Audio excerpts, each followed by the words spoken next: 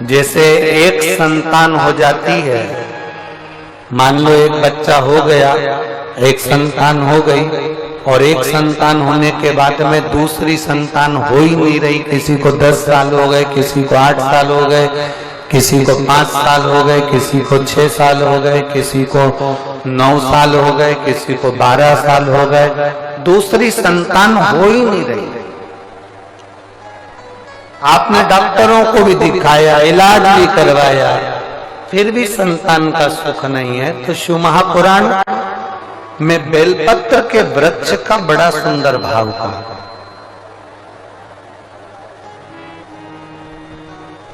जिसको संतान का सुख नहीं है उसको सफेद आंकड़े की जड़ का प्रयोग करना चाहिए, और जिसके घर में एक संतान हो चुकी है और दूसरी संतान नहीं हो रही है, 8 साल 10 साल 15 साल 20 साल 22 साल हो गए और दूसरी संतान का अगर सुख नहीं है, तो उसके लिए बेलपत्री के वृक्ष के नीचे का एक भाव बड़ा सुंदर कहा गया।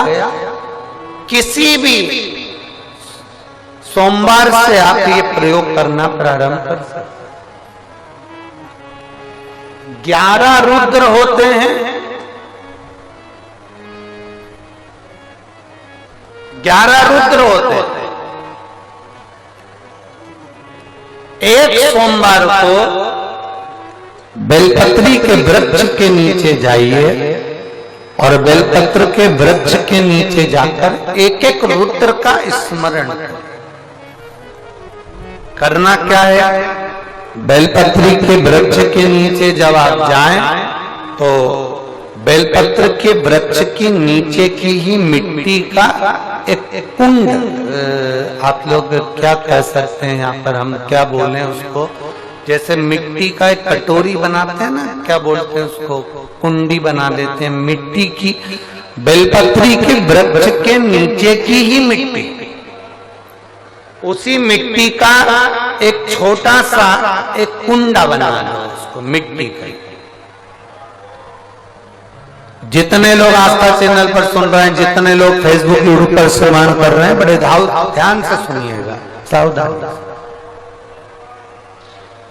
मिट्टी की कुंडी बनाई, उस कुंडी में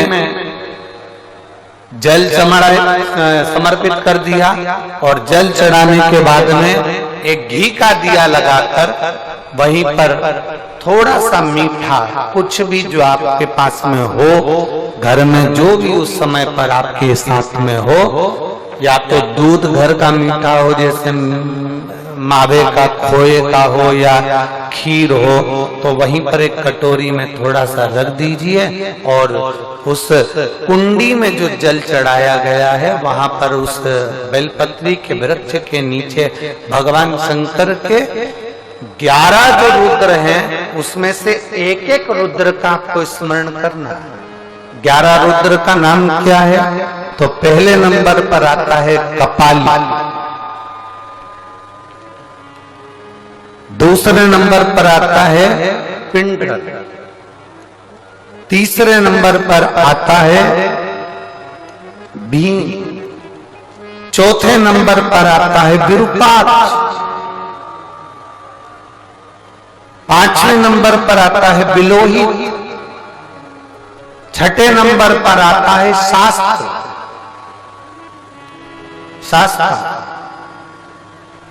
सातवें नंबर पर आता है अजपाद,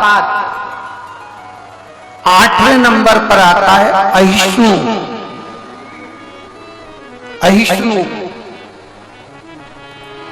और 9वें नंबर पर आता है शंभु, 10वें नंबर पर आता है चंड, और 11वें नंबर पर आता है भव।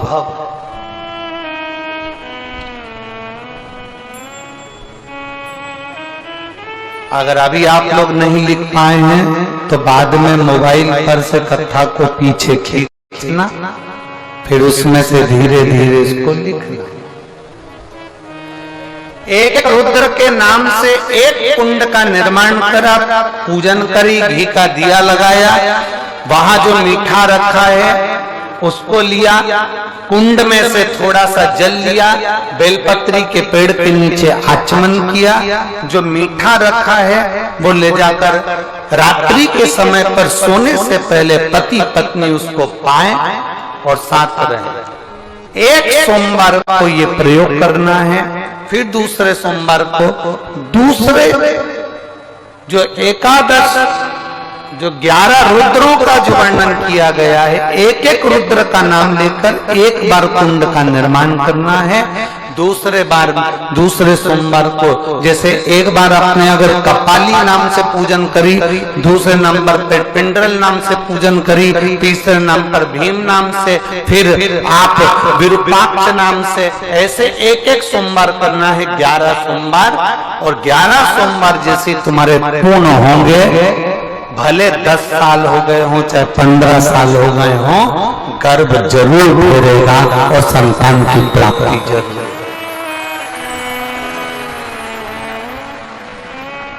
किसी किसी के यहाँ पर 11 रुद्र भी पूरे नहीं हो पाते हैं और गर्भ ठहर जाता है। लगभग 4-5 रुद्र पूरे होते हैं और गर्भ ठहर जाता है। तो आप जो 11 रुद्र हैं इनका स्मरण कर कर भी भगवान शंकर से प्रार्थना कर सकते, भगवान शिव से प्रार्थना कर सकते।